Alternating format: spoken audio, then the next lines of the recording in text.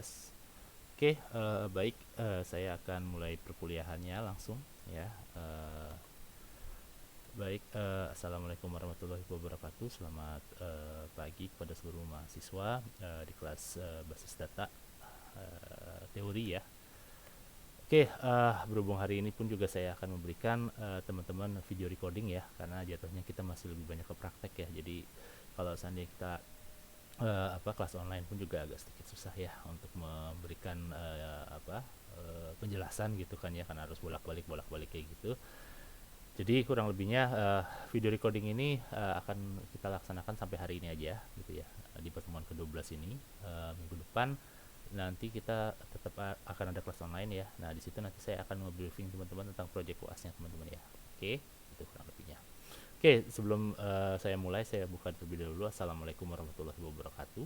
Terima kasih atas kehadirannya teman-teman di sini yang telah berkenan untuk melihat ya video recording mengenai materi di basis data pada pertemuan ke-12 ya, tanggal 21 November 2022 ya. Oke, seperti tadi yang saya sudah sampaikan, jadi hari ini kita akan melanjutkan materi ya, dari yang minggu lalu telah teman-teman sudah lihat gitu ya. Jadi memang untuk proyeknya teman-teman nanti nextnya dua pertemuan ini ya, termasuk yang hari ini adalah pertemuan yang kurang lebihnya harusnya teman-teman sudah dapat gambaran ya, kurang lebihnya apa yang kalian harus lakukan dan bagaimana teman-teman melakukan dan tools apa yang kalian pakai gitu kan ya. Jadi untuk yang project nextnya itu teman-teman nanti pakainya PHP-MyAdmin sebagai pembuatan database-nya. Nah, nanti di situ nanti akan ada beberapa hal yang kalian harus lakukan berdasarkan soal yang saya berikan kepada teman-teman. Oke. Nah, project ini jatuhnya sifatnya UAS ya nanti ya. Untuk di UAS, jadi UAS tidak ada soal-soalan lagi, tapi hanya mengumpulkan saja gitu ya jatuhnya seperti itu. Nah, nanti kita akan bahas untuk project pengumpulan UAS-nya itu minggu depan ya. Untuk hari ini kita lanjutkan pertemuan aja dari yang minggu lalu gitu kan. Oke. Nah, minggu lalu kita sudah bahas ya tentang bagaimana proses instalasi tools atau layanan yang bisa membuka ini ya PHP-MyAdmin gitu ya, seperti itu. Teman-teman seharusnya di laptopnya teman-teman sudah terinstalasi XAMPP atau XAMPP gitu ya. Lalu harusnya jika sudah diinstalasi XAMPP, udah dicoba-coba sedikit ya tentang bagaimana melakukan uh, pembukaan untuk layanan PHP-MyAdmin sendiri gitu kan ya. Toh kalaupun teman-teman masih bingung, minggu lalu kan saya sudah buat recordingnya juga, so dilihat lagi aja bagaimana prosesnya. Intinya kan easy ya, ibaratnya teman-teman tinggal mendownload aplikasi layanan ya, kalau saya bilang ya, layanan SAMPP, lalu dijalankan, lalu di start gitu kan ya, di start, jangan sampai lupa di start gitu kan ya, seperti ini. Saya kasih lihat, ini saya sudah jalankan control panelnya SAMPP. Yang harus minimal di start, dibuka itu adalah yang Apache sama MySQL-nya gitu ya.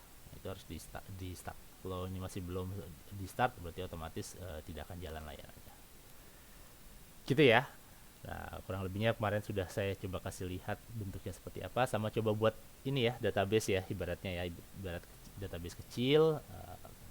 Harusnya sudah dicoba. Nanti saya coba dari awal lagi kok, nggak apa-apa. Lalu saya coba lihat bahwa teman-teman juga sudah bisa membuat table ya, ibaratnya seperti itu ya, table. Lalu habis itu men-select berdasarkan apa yang kita ingin cari di table tersebut gitu ya.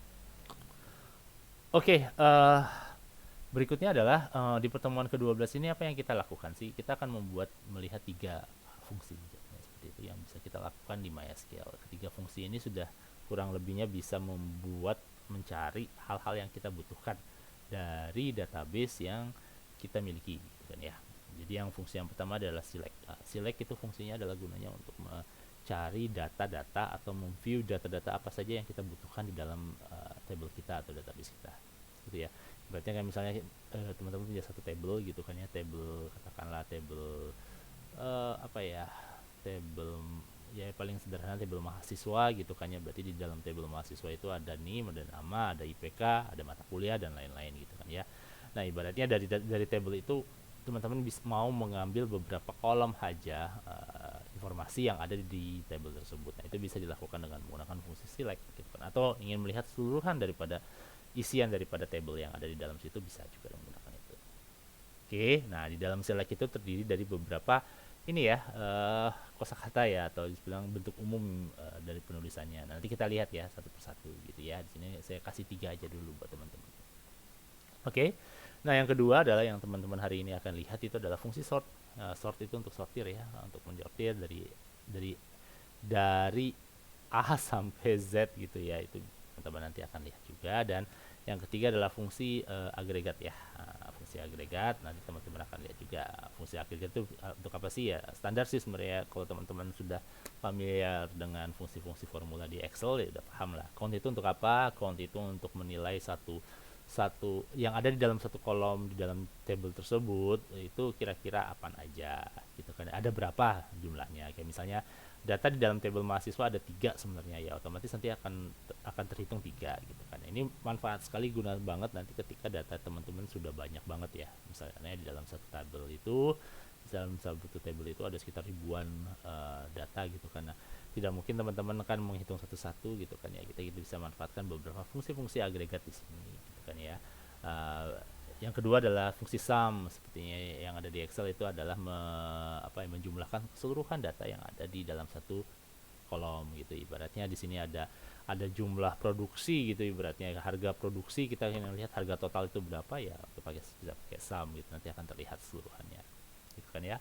Fungsi average itu AVG itu adalah untuk average itu untuk melihat fungsi dari table, ibaratnya untuk lihat rata-rata. Kalian ada nilai tadi harga produksi gitu kan ya, kalian mau lihat rata-ratanya berapa ya udah bisa pakai ini tanpa harus menulis secara manual kan. Dan min sama max itu otomatis seperti katanya gitu, adalah min itu untuk mencari nilai paling terendah, max itu adalah mencari nilai paling tertinggi gitu kan ya. Nah, seperti itu. Oke, saya langsung aja ya untuk yang pertama dulu, yang fungsi yang pertama yaitu fungsi select. Oke, kita akan masuk dulu, lalu kita buka.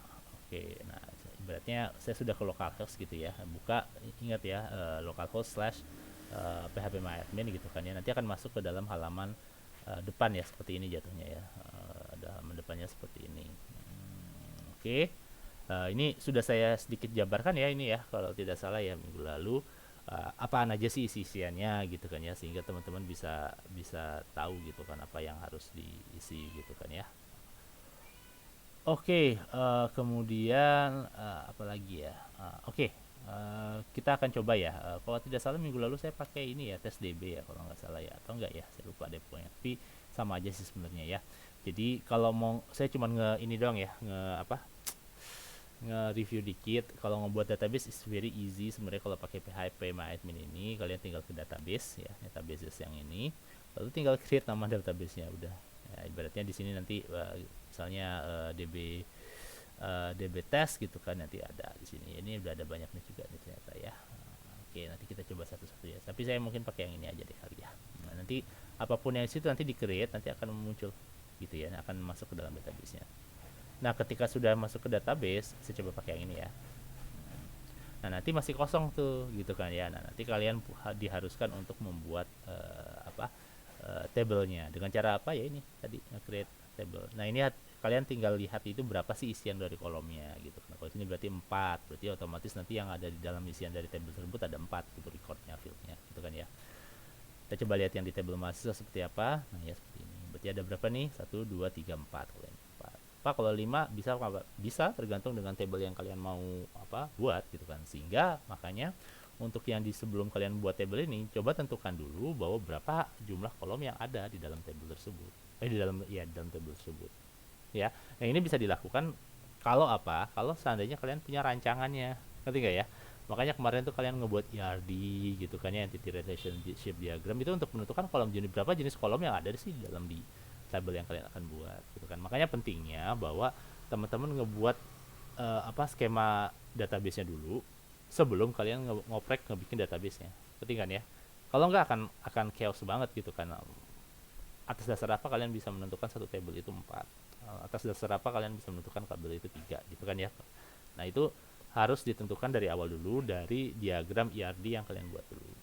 Kalau itu nggak ada ya otomatis kalian akan bisa aja buat kayak gitu doang, tapi ibaratnya Nanti pas sudah agak banyak tuh ya tabel yang misalnya dalam satu database tabelnya banyak, nanti akan agak sedikit ini nih apa bingung sendiri gitu, ini berapa ya harusnya isinya nih ya, gitu. Oke, nah fungsi dari ERD itu sebenarnya juga adalah untuk menentukan tipe datanya, variabelnya dan lain-lain, berapa jumlahnya, besarannya dan lain-lain, sehingga itu memudahkan sekali buat teman-teman gitu ya. Oke, nanti kalau misalnya sudah ada, berarti otomatis di dalam tabel mahasiswa sudah ada datanya. Sebenarnya datanya masih belum ada ya, ini baru ininya aja ya. Gitu. Nah, Pak, gimana caranya kalau kita mengedit a table gitu kan ya? Kalau pakai MySQL, pakai command prompt gitu kan harus manual ya. Enggak, kalau di PHP MyAdmin itu sangat easy banget, makanya saya bilang. Jadi teman-teman bisa mengedit langsung di sini dengan katakanlah satu bagian ini atau keseluruhan, kalian tinggal klik edit aja.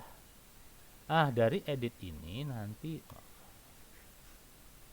belum salah ini dan ini ya, maaf, ini lalu kita edit katakanlah. Nah, ini nanti kita bisa tinggal langsung edit gitu, apa yang perlu kita ubah dari data-data di sini. Karena itu bisa dilakukan gitu kan ya. Ini misalnya di value-nya dari pertama kalian ganti, tambahin 1 boleh, nggak ada masalah ya. Nah, itu kalau mau mengedit yang ada di dalam tabelnya tersebut gitu ya. Pak, kalau strukturnya gimana Pak? Nah, kalian bisa klik struktur. Nah, nanti kalian bisa melakukan banyak hal di sini, bisa men-change kah, bisa ngedrop kah, silahkan ya. Jadi ada dua hal ya yang bisa dilakukan ya buat teman-teman. Yang pertama adalah kalian bisa mengganti ini dengan catatan seperti ini ya teman-teman ya. Sorry, saya back lagi deh ke tabel mahasiswa. Nih ya, ini bisa dilakukan kalau seandainya data-datanya sudah ada, gitu ya. Maksudnya kan biasanya kan nanti kan tabel kan dibuat pasti kosong gitu kan. Artinya kalian harus masukin dulu ya. Nah, ketika kalian masukin data-datanya itu baru kalian bisa mengedit. Tapi kalau misalnya ke datanya masih kosong, apa yang bisa apa yang mau diedit gitu kan nggak bisa. Nah, itu secara isian daripada tabelnya tersebut. Nah, kalau mau ngerubah strukturnya apakah bisa? Apa bisanya tadi. Nah, jadi ada dua perubahan editnya ya. Edit yang pertama edit untuk dari sisi dalaman tabelnya, edit yang kedua adalah dari sisi strukturnya. Nah, kalau ya tadi yang struktur ya otomatis kita klik tadi yang dari sisi struktur daripada tabelnya. Mana ya? Nah, ya ini bisa ya. Mana tadi struktur ya?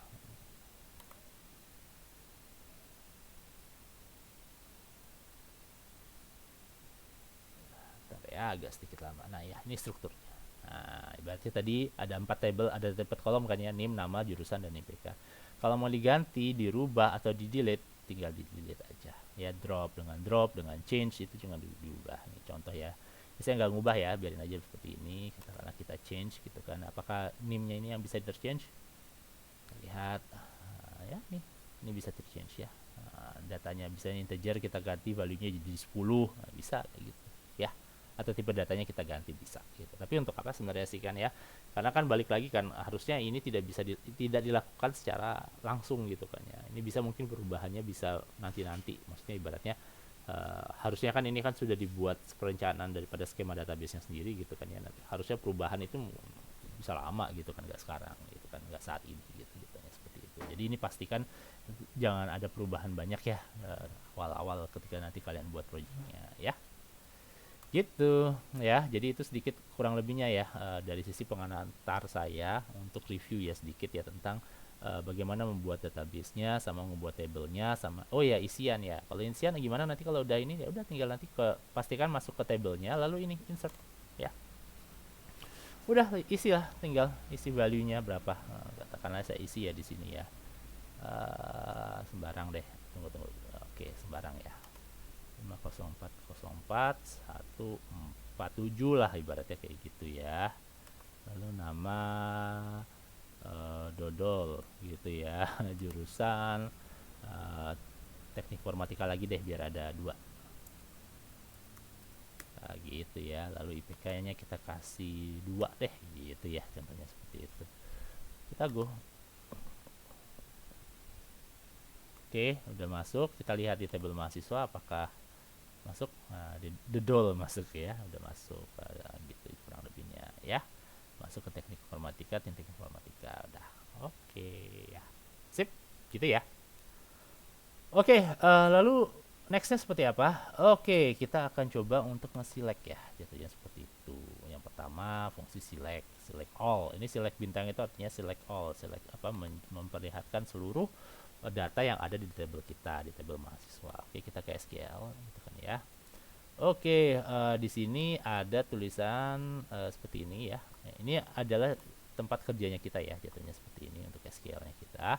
Jadi di sini ada udah langsung nih ya, select bintang from table mahasiswa. Where satu enggak, kita nggak perlu pakai where-nya.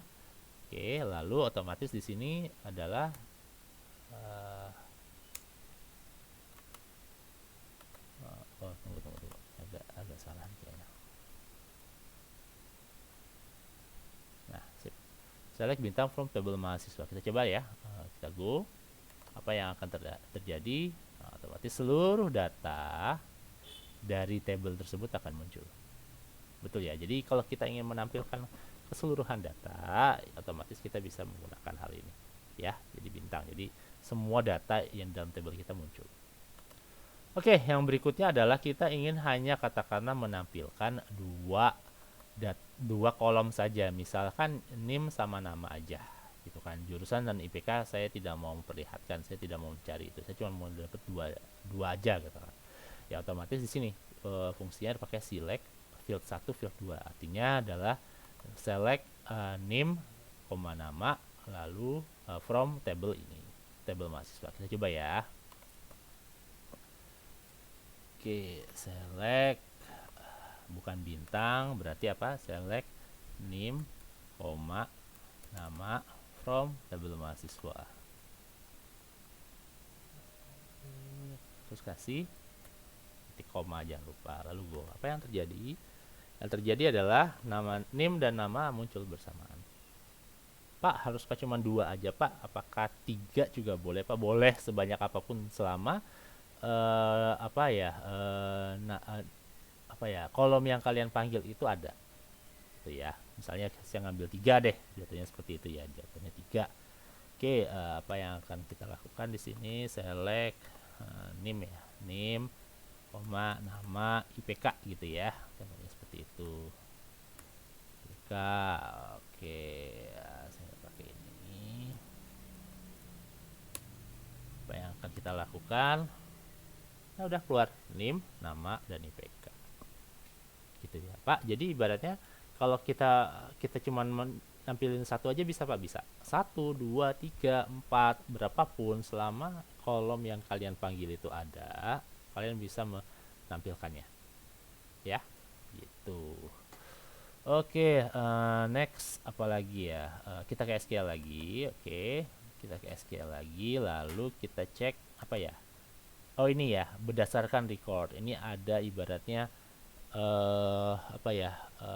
acuannya lah, ibaratnya seperti itu. Jadi ada satu record yang kita pakai, misalnya gini, select all dari nama table di mana fieldnya itu apa, where ibaratnya nama sama siapa nanti akan dipanggil, ibaratnya begini ya. Contoh ya, select select bintang ya from table where. Nah ini udah langsung ya, where. Jadi ibaratnya apa yang mau dituju ya sebagai ini ya. Oke, katakanlah nim ya, kayak where nim sama dengan berapa nimnya tadi. Oke, katakanlah 50404144 gitu ya. Oke, kita coba harusnya dengan nim dengan 50404144 itu akan muncul dengan nama ini sama ini datanya. Oke, kita coba lagi. Select bintang from table where, katakanlah tadi jurusan ya, jurusan sama dengan coba ya, teknik informatika. Oke, kita coba cek apa yang terjadi. Nah, berarti ada dua jurusan di sini yang keluar datanya. Kenapa 2 ya? Tadi yang teknik informatika cuma 2 doang. Yaitu tadi dari pertama sama dodol gitu ya, jadi seperti itu. Ya. Oke, next apa lagi ya? Ini ya. Oh sudah ya, kalau untuk yang select sudah ya, select sudah. Sekarang kita ke sorting ya, untuk sort. Jadi fungsi sort itu gunanya untuk apa sih? Fungsi sort itu dipakai untuk apa ya, mensortir ya dari yang paling tertinggi sampai yang paling terendah, atau kebalikannya dari terendah sampai yang paling tertinggi. Ya, kalau untuk ascending itu dari A sampai Z, kalau descending itu dari Z sampai A. Nah, gitu kurang lebihnya seperti itu. Oke. Kita coba ya, pakai SQL, kita buka, lalu kita pakai ini, tunggu, select bintang from, nah ini, from table, nah ini enggak. Gimana caranya untuk melakukan ascending atau descending? Easy, kita pakai yang namanya satu perintah, yaitu disebut order by. Oke, order by. Lalu apa yang menjadi acuannya? Katakanlah saya mau melakukan sortiran dengan nama paling dari nama ya, dari sesuai abjad, itu kan otomatis yang sebagai acuannya adalah nama, ya kan? By nama. Terus apa ininya? Ascending. Berarti ascending itu adalah ASC. Titik koma. Lalu kita akan go, apa yang terjadi?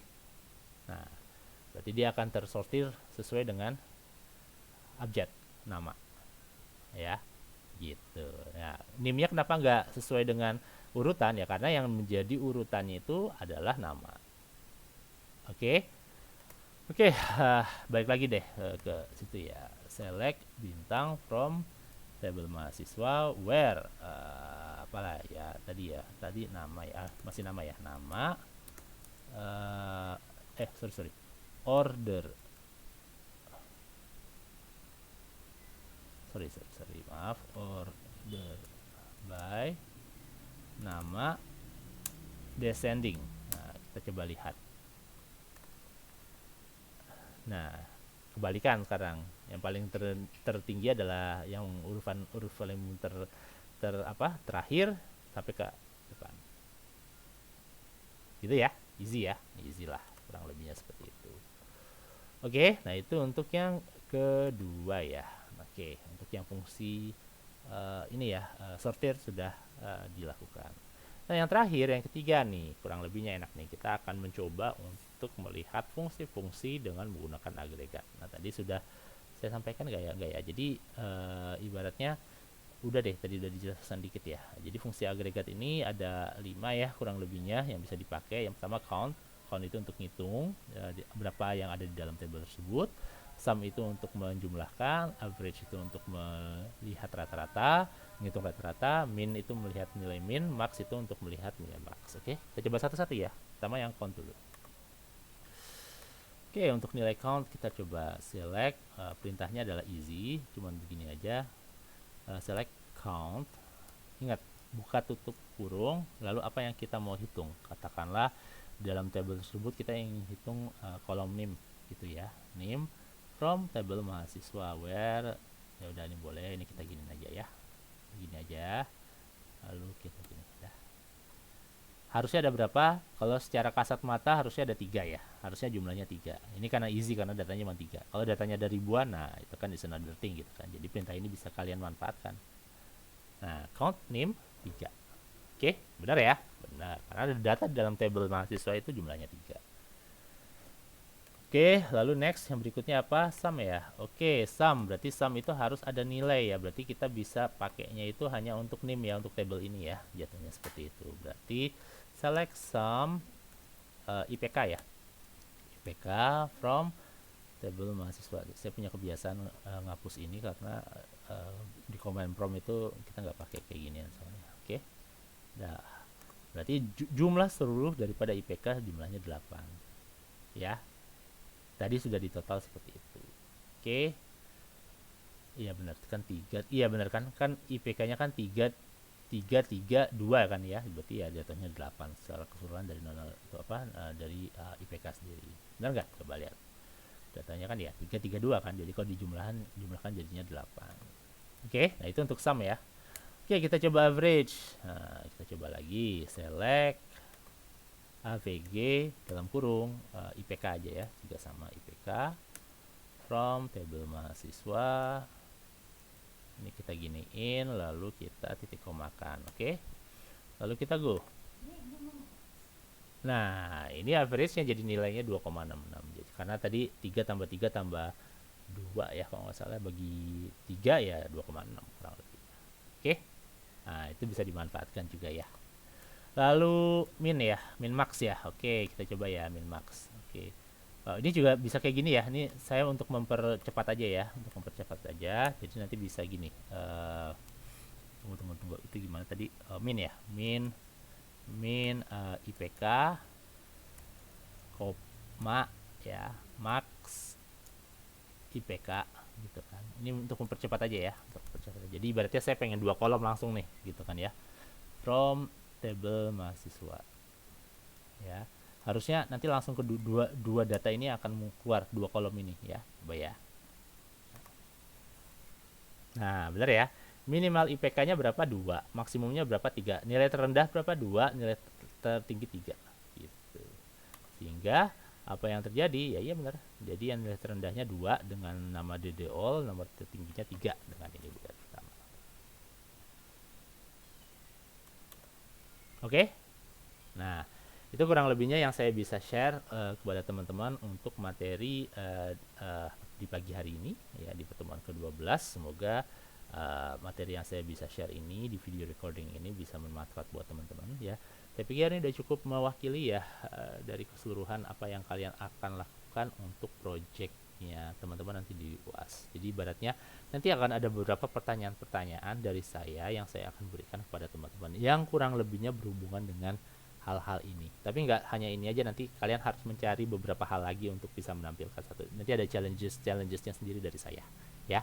Ini ada pastilah ya yang easy-easynya kayak gini aja, tapi nanti ada challengesnya juga yang teman-teman harus coba temukan gitu ya.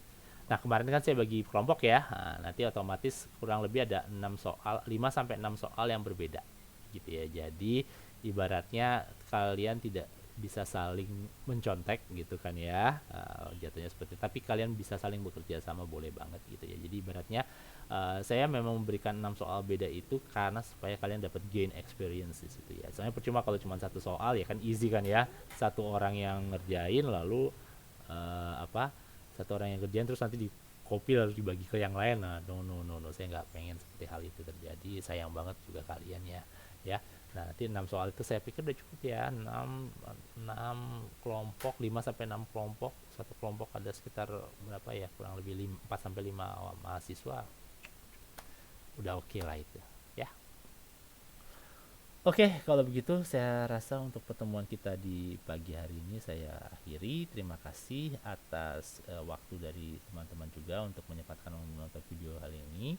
Untuk absensi saya akan berikannya di deskripsi video YouTube-nya saya ya. Jadi akan ada, tetap ada absensi. Absensi itu saya akan buka sampai pukul tunggu, ini kan yang nggak diamnya saya ya, jamnya perkuliahan itu kan 10.30. Saya akan buka sampai setengah 1 ya, sampai setengah 1 karena saya harus ngerekap nama-nama kalian lagi. Oke, nah itu linknya ada di YouTube nanti ya, di deskripsinya. Oke, baik. Saya pikir untuk pertemuan hari ini saya rasa cukup. Terima kasih atas waktu dari teman-teman. Saya tutup perkuliahannya. Wabillahi taufiq wal hidayah. Wassalamualaikum warahmatullahi wabarakatuh. Selamat pagi menjelang siang pada seluruh mahasiswa. Terima kasih.